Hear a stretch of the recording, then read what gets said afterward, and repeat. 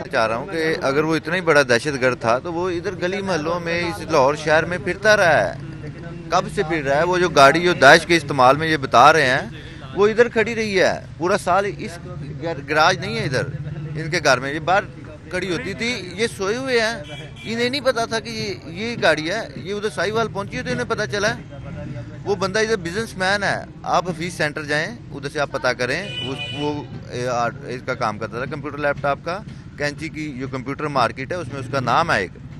वो कोई मतलब इस तरह नहीं। उसको क्यों डिक्लेयर किया गया है? इन्होंने बिल्कुल बोगस काम किया है। इसको डिक्लेयर क्यों किया गया? ये यतीम बच्चे हैं, ये छोटे छोटे थे, इनकी वालदा ने इनको पाला है घरों में मजदूरियां करके, ठीक है। उन्हें पता है कि ये उसका एक भाई है छोटा, वो कुछ नहीं कर सकता।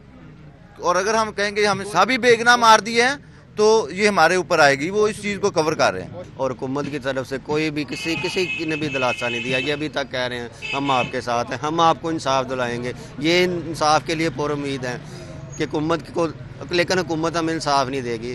ये भी बेचारे कोशिश कर रहे हैं, हम भी कर रहे हैं, लेकिन मुतालबा यही है कि वो जिन्होंने कत्ल किया है और इस मेरे भाई को दहशतगर्द बना दिया है, वो खुद कहें कि हाँ दहशतगर्द हम हैं, जिनको कत्ल किया वो दहशतगर्द नहीं थे, वो खुद दहशतगर्द हैं और उनको कत्ल किया जाए। जैसे मेरे बच्चे हमारे बच्चों को इंसाफ नहीं मिल रहा ना, रो रहे हैं, उनके बच्चे भी रोएं, फिर मुझे सुकून होगा, वरना नहीं मुझे होगा।